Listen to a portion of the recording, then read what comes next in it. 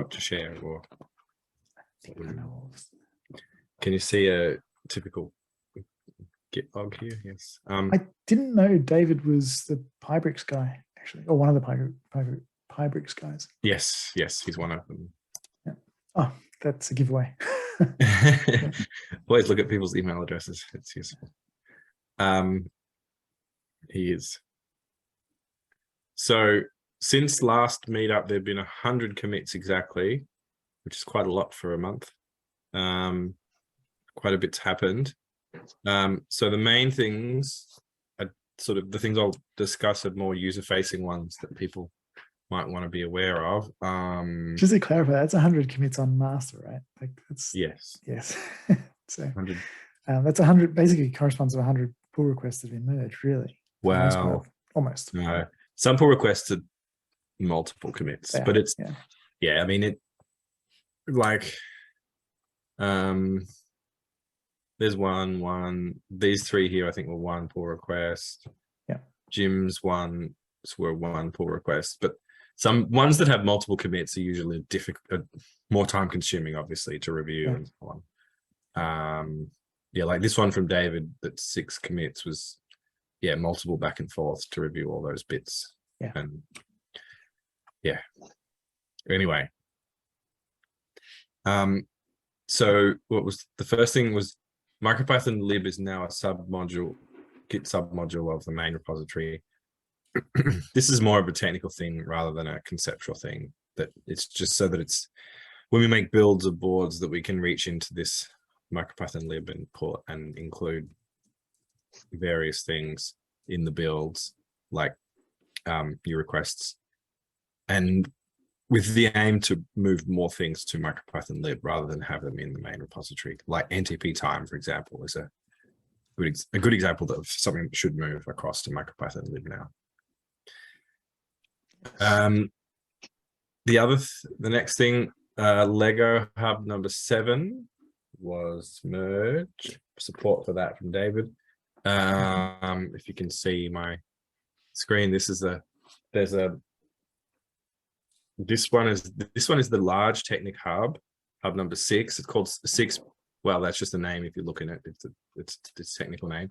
And then hub number 7 is the small Technic hub. So it's kind of like I think it's exactly half the size, like just under half the size of this other hub. And it only has 2 ports and doesn't have a display, but it does have Bluetooth. So it's quite a neat little thing. So I don't know. I don't expect too many people to have these boards because they're at Lego Education. Well, the big ones are you can buy them in kits, in the like toy store, but the small ones I think are only from Lego Education at this stage. So that's fun. You can use Micropython already runs on those, but this is support for pure Micropython rather than Lego's version of Micropython. Yeah, I was kind of curious about how that relationship works, I guess, because like the Lego official firmware, that's Micropython based too, right? Yes.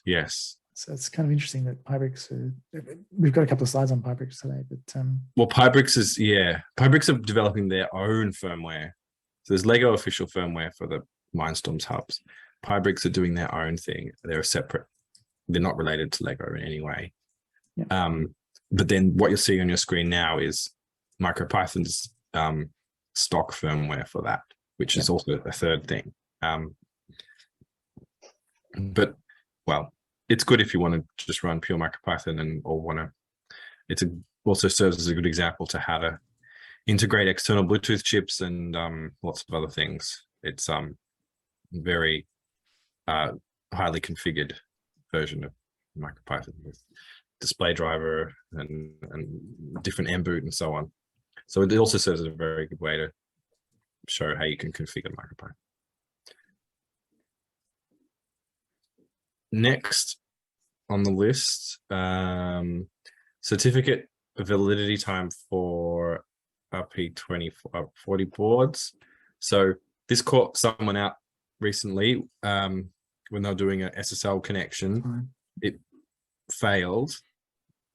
with an obscure error message, and the reason was that their RTC was not set correctly, because the RP2 port now, also Pico W boards will validate we use the timestamp in the certificate to make sure it's valid. So you need to make sure you use NTP time or set your RTC in some way, but NTP time, import NTP time, and do NTP time.time is the best way to do that. So that's something to be aware of. Other ports will, I think, eventually get this as well, but someone contributed this, so that's why it's there first in the RP2 port. Feel free to interrupt. I'll just find the next one. There's obviously lots of, I'm not going to go through every commit, but just the ones that I've pulled out. Here we go. So this next one, if you're using MicroPython Unix port or MPY across, the executables have been moved. They used to live in the source directory, so port/Unix. But they've now been moved to port/Unix/build. So the executables moved to the build directory, and the executables also been renamed. So before it was ports/Unix/ MicroPython-dev or coverage, for example. So it was like port/Unix/MicroPython coverage for the coverage build. So that's moved to build coverage/MicroPython. And the standard one, so that's the rename for the coverage and other variants, but the standard variant is just called /MicroPython, and that's now in the standard. And for MPY cross, it used to be MPY cross/MPY cross, and that's moved to MPY cross/build/MPY cross. As a user of just firmware on a board, you shouldn't really make a difference, but if you are using the Unix port or MPY cross, then you'll need to know if they've moved. The next one on my list is by Andrew. Yep, consolidate methods for string byte array. So methods, so prior to this, so we had like a string has many methods on it, and bytes also has the same kind of methods, and byte array again. So you have things like ends with, extends, and so on. Split, find. This is in normal Python, and those things have now been added to MicroPython as well. Not for so string. Oh, why doesn't string tab complete? I don't know. When was this one built?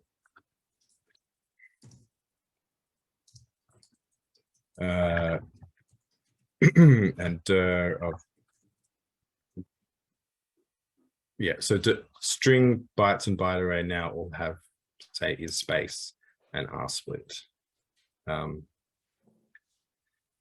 Yep, here. So that's really good. That's consistent with CPython and obviously very useful.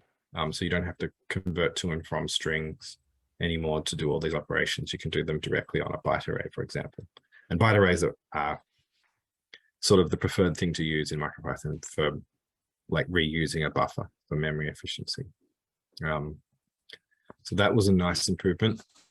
And then alongside that, so these things came with a negative increase in code size because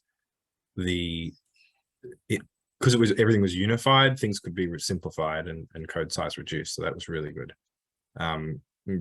Jim helped out with that.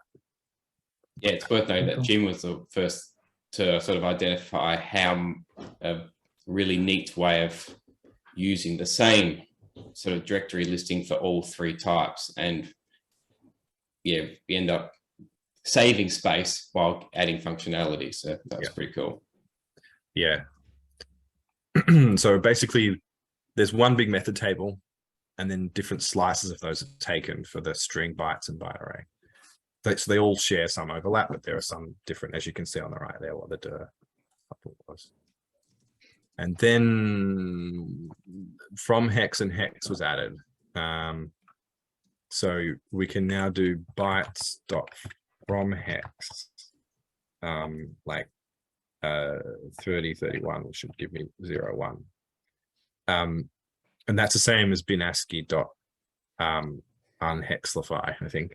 And then bytes dot to hex. So if I go back again, just dot hex, and gets me back. That's the same as bin ASCII dot hexlify, and that also supports a separator. That's the same as CPython. This is a pretty recent addition, and it's a shame that CPython adds things that are already there in some other way, like bin ASCII. But I think this is much more convenient because you don't have to import anything, obviously. And also it's a little bit more sane in the return types.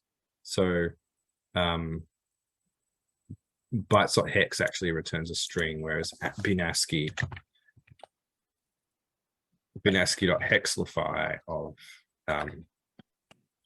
that would return a bytes object. Does hexlify accept this separator? It does. Yeah, it does now. Yeah. That was something Micropython added before CPython, and CPython eventually added it. Ah, right. Okay. But you can see that's usually when you want to hexlify something, you actually want a string, so you have to wrap that in like str of so you basically, so it's wasting memory because you're creating a bytes and then a str. But if you just use b.hex, it does it all at once for you. And yeah, I helped someone with the request in this recently, and this would have made it heaps easier. And the next thing that they wanted to do was prefix it with 0x and space separate it, and it was a nightmare with hexlify and just wrangling the string into shape. Yeah. We can see byte array also supports .hex, which is quite cool. So you don't have to convert to a byte, or you don't. And then I think byte array from hex should also work. Yeah, that's good, because that's something you couldn't do before in bin ASCII. You'd have to create it, first of all, create a string, and then, or a bytes object, and then convert that to a byte array. So convenient, and also allow you to save memory, a bit more efficient. And we could, I guess, eventually deprecate bin ASCII, but we won't do that now, or maybe never. Oh, and memory view it should also work on, which is very cool. That's good. The next one, there have been, so this was also from last time, but improvements to parsing of and formatting of floats, that was also improved again. The same, Dan Ellis also contributed additional fixes there. So some whether or not you have a trailing 0, so 1 e minus 20 and 1.00 e minus 20. Previous to this patch, they would return different values, but now with this fix, they return the same thing. So it's a very subtle difference, but it can, well, some of the tests would break in some cases with that, with this bug. I was really I was struck by this when I was talking about it with Andrew today. Like an awful lot of effort went into making this behave correctly, and I think this is really something you should be proud of in MicroPython. That particular feature won't matter to a lot of people, but those people who do need it it matters a lot to them. And I think it's a really interesting one to look at and watch, because it took a lot of toing and froing to get that working correctly. I mean, to fit in with MicroPython's philosophy of not being too much code size as well, and performance and everything. Yeah. So this commit actually increased code size, but the next one, the follow-up one, reduced code size enough that the net, I think, was negative. So this reduced it by 1 to 200 bytes for just this commit. So this one now improves, again, very technical details of formatting floats, but instead of using a big, there's some tables here of powers of floats, which have been removed. And instead that's computed on the fly, but actually it's very efficient because the value is estimated to begin with from the mantissa, and then, sorry, from the exponent, and then adjusted to get the right power. So the performance is, I don't think it's much less performant at all.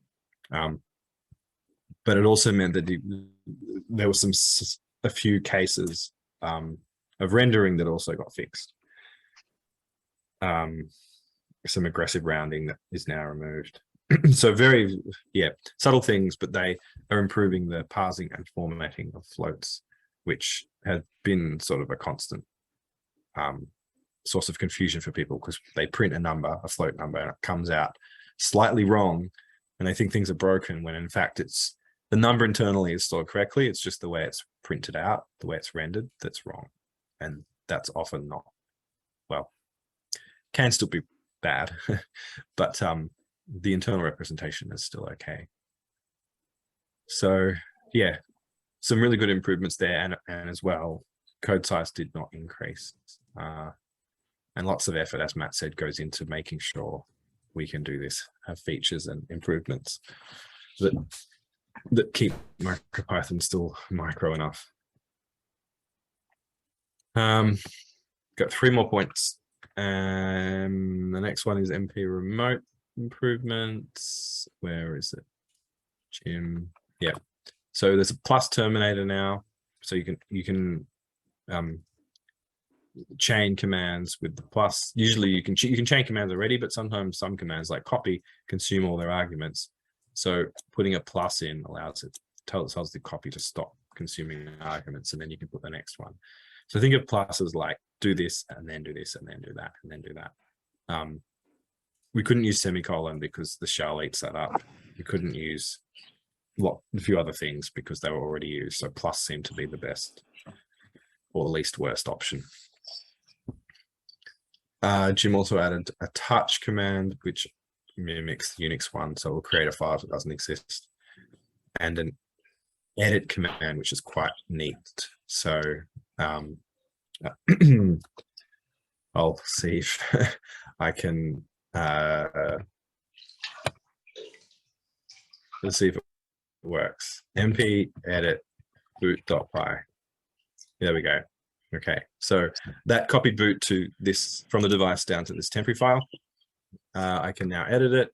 So I'll put some changes, and then it copies it back. So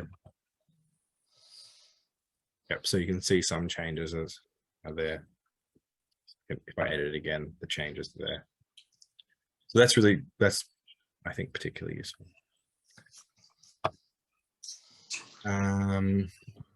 Edit and touch.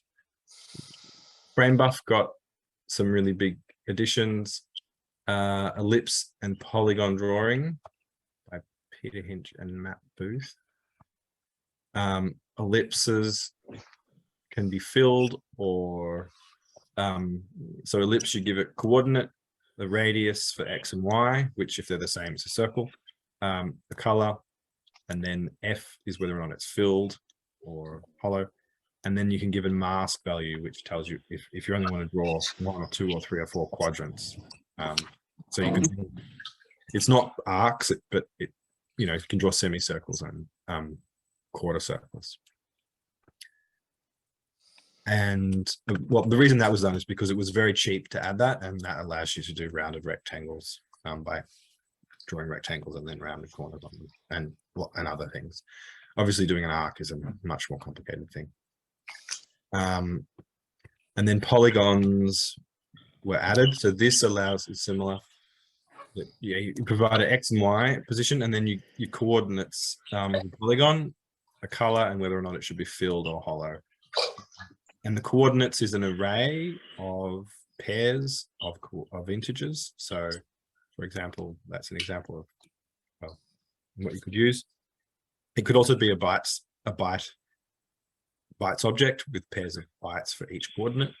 That will work as well. So you can essentially encode glyphs or bitmaps as a bytes object of coordinates, and then render that at various locations and various colors and whether or not it's filled. Just keep reusing that bytes object. So quite an efficient in terms of memory usage way to draw sprites and pictures on the canvas.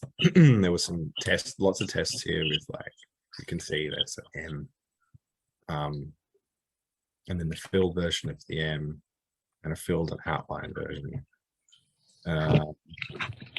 clipped versions, and so on. So these are just the tests.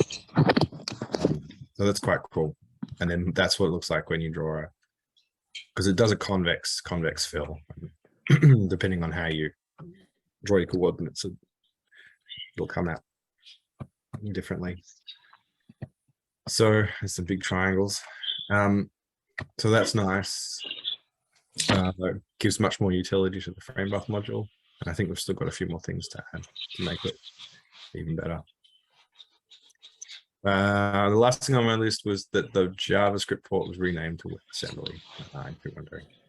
That got renamed because these days, when JavaScript port was first made, it was mscripton compiling to JavaScript, but now mscripton goes to WASM, and there's also WASI, and I think WebAssembly is a better name to describe what the actual target is for this port. And hopefully Nicholas will contribute some more improvements to that in the coming few months. That would be great if you could. Yeah, that's it. There's obviously lots of other things that happen, but most of them were behind the scenes things. The ones I'd covered were more user-facing things. Did we get anywhere with the SAMD port from Robert? Because he did a ton of work on, as I mentioned last time, or last meeting, that there was some problems I found with the mini SAM little Lego board thing. And then I was talking with him on the forum, and he's got like a fork which is like fixed a ton of stuff in the SAMD port. I don't know whether you looked at that. Yes, I have. Big, I know. I have reviewed the first version of that, and I told him to split it up a bit, and then he did, and then I still need to review that.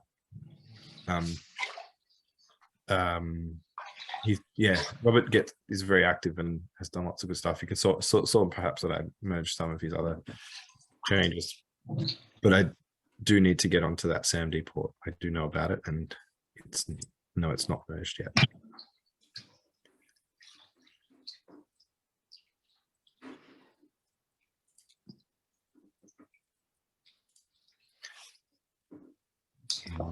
Yes. So hopefully the next month there'll be, I don't know, 100 commits again maybe, but there are lots of pull requests still. Lots of pull requests that remain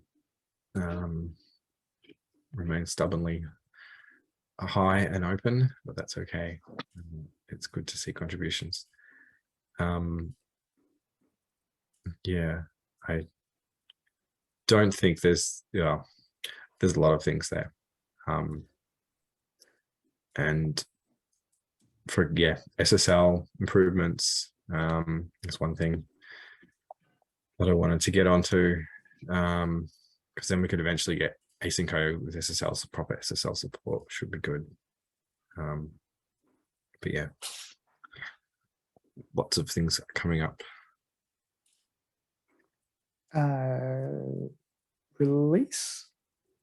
Release would be good to do soon. I figured you'd be wanting to. It's about time, and the PicoW is sort of there's no official release for the PicoW. Yeah, exactly. Main thing to lock in there is to have a release for that. Yeah, Jim has done a lot of work on other things, manifest changes and improvements, and renaming of modules to remove the U, which well, you can read on GitHub about that if you want. I don't know which ones of those will get in before a release, but maybe some of them. Maybe some manifest stuff I would like to get in. But yeah, a release in the next couple of weeks would be good.